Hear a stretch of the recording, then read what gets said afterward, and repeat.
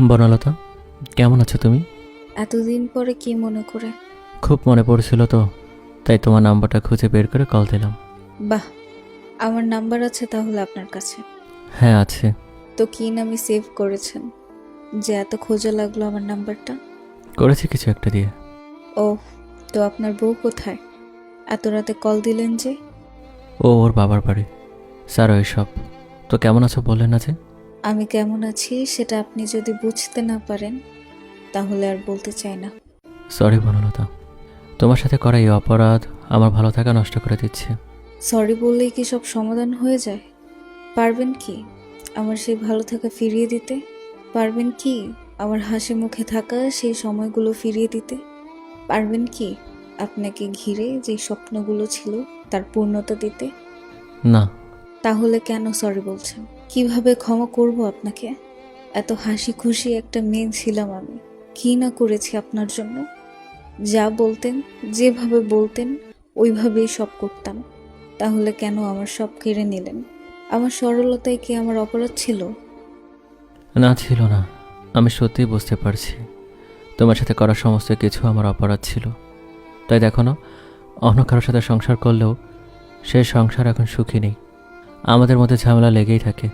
তুমি তো আমার কথা শুনতে, আর এখন সে কোনো কথাই শোনে না। সে তার মতো করেই চলতেছে।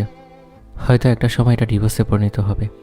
আমি তোমার কাছে ক্ষমা চাইছি বনলতা, আমাকে ক্ষমা করে দাও। তোমার সাথে করা অপরাধ আমাকে শেষ করে দিচ্ছে। শান্তির জন্যই তো অন্য কারো কাছে গিয়েছিলেন, অন্য কাউকে আপন করে নিয়েছেন। তাহলে তো ঝামেলা হওয়ার কথা না। আমাকে যে স্বপ্নগুলো দেখিয়েছিলেন সেই স্বপ্ন অন্য কাউকে নিয়ে পূরণ করছেন। কিভাবে ক্ষমা করব আপনাকে আমি? আমি মুখ থেকে ক্ষমা করে দিলেও কি আমার আত্মার চিৎকার শুনে ওই আল্লাহ আপনাকে ক্ষমা করবে? তবে সত্যি তোমাকে কিছু বলার ভাষা হারিয়ে ফেলেছি। আমার হাত পা থরথর করে কাঁপছে। কতটা কষ্ট পেলে একটা মেয়ে এভাবে কথা বলে, এখন সেটা উপলব্ধি করতে পারছি। আমি জানি না কিভাবে ক্ষমা চাইলে তুমি ক্ষমা করবে, তবে আমি অপরাধী। আল্লাহর কাছে ক্ষমা চাই এবং তোমার কাছেও। যান, ক্ষমা করে দিলাম।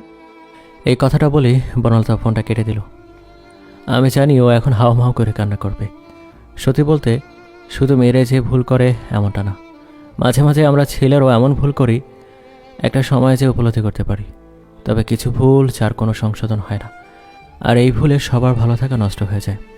দেখেন, আমি ভালো নেই, আমার বউও ভালো নেই, আর যাকে হারিয়েছি ও ভালো নেই। তাই আমার মনে হয় যে ঝামেলা যতই হোক না কেন, প্রিয় মানুষটার কাছে থাকাটাই সব থেকে বেশি সুন্দর, যা এখন আমি উপলব্ধি করতে পারছি। যারা এই কথাগুলো শুনছেন, আপনাদের কি কারো কথা মনে পড়ছে? পড়লে তাকে নিয়ে ক্ষমার স্বরূপ কিছু একটা লিখে যান। আর এই পেজটা ফলো করতে কিন্তু ভুলবেন না।